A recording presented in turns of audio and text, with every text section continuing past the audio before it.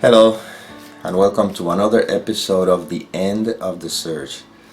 This one I call it Silence Requires Trust. What do I mean by that? When we're talking about silence here, I'm not talking about sitting, let's say, in meditation with the mind quiet or not thinking or any other things. What I mean by silence is another way of saying just looking. In other words, the human experience is just basically an experience of separation that is reinforced by thinking, by our belief system. Without the thought or the belief system in place, all that there is what is, and that is undeniable, is direct experience. Now, when life presents us with experiences that could be a threat to this seeming character, to the dissolution of this character, well, the mind enters into fear, in a panic mode, and then comes up with all kinds of thoughts that serve to reinforce that fear. Now, what happens when we're presented with situations or circumstances that they look challenging on the surface, but if I do not make anything of them, if I don't believe the thoughts that the mind is trying to lay upon those situations, I can rest in the peace that passes all understanding in spite of whatever thoughts are taking place. So what happens? If I trust that I am, you see, then the silence I'm spoken of here, or spoken here, is the looking at thoughts as they appear, but not believing them. You see?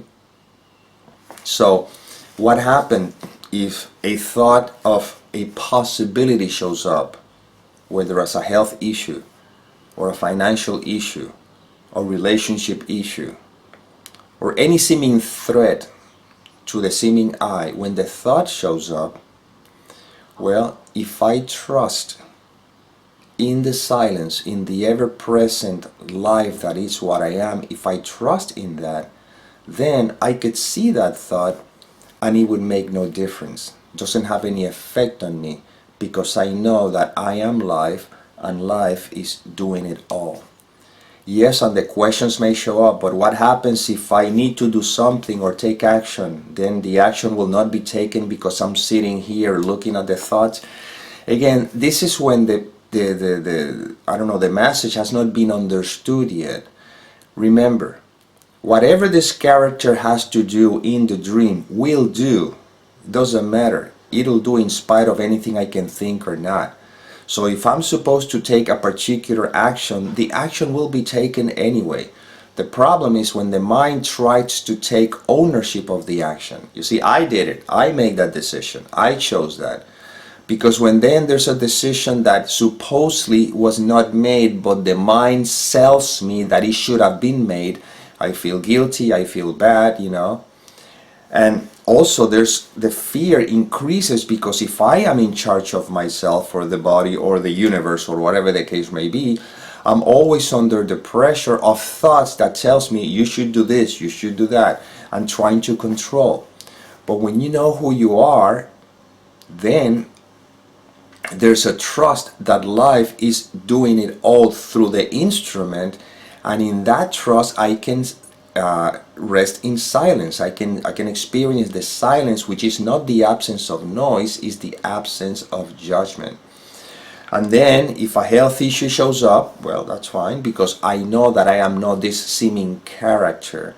Therefore, the health issue may be a threat to the body, but not a threat to who I am. And we're remembering here who I am. It's not about the body, it's not about the individual, it's about what I am.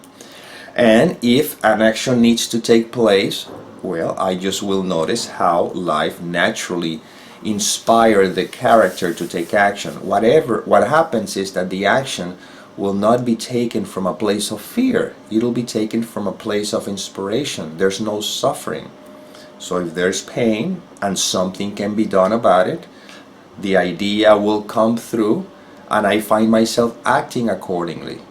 If there's pain and there's nothing that can be done about it, well, then I just simply will live that experience, but there will be no suffering while the experience is taking place. Because again, I'm not believing all the thoughts that says, yeah, but look what could happen, or what could happen to you, and what if, or what if not.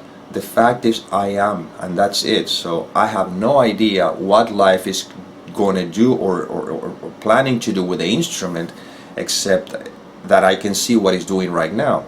In this case, right now, the instrument is led to record a video. And that's it.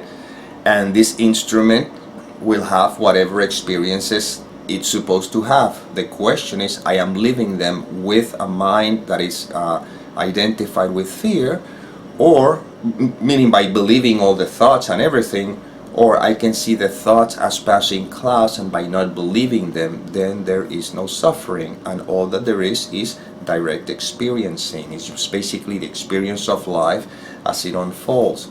But once again, the investigation in these videos is not about the details of the dream, it's about knowing who I am. Once I know who I am, and that's crystal clear, then all the questions immediately drop.